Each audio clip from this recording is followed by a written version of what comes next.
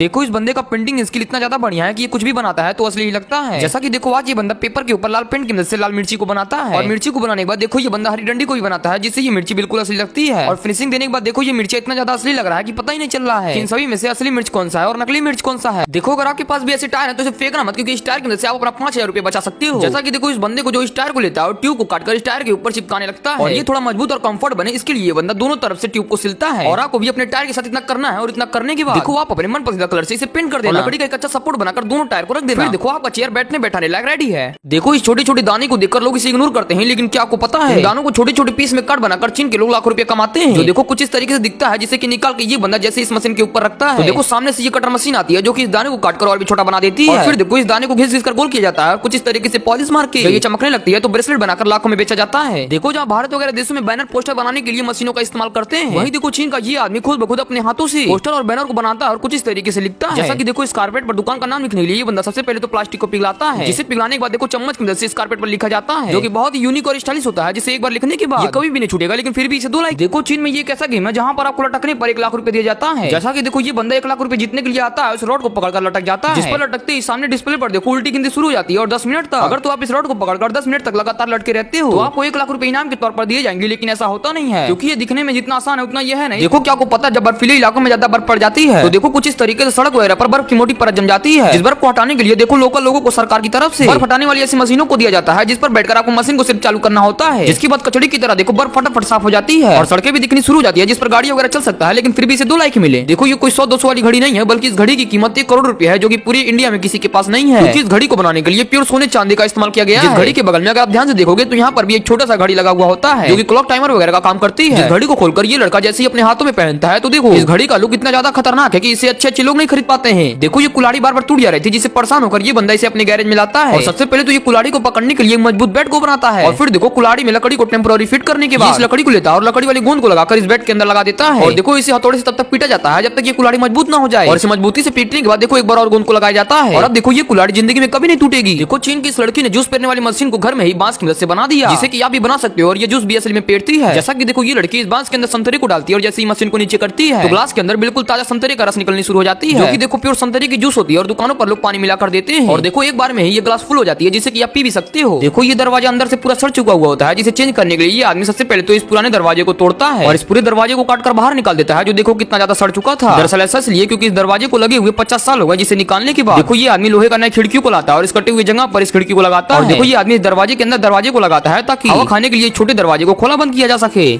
कभी भी इस गजब व्हाट्सएप चैनल को इग्नोर मत करना,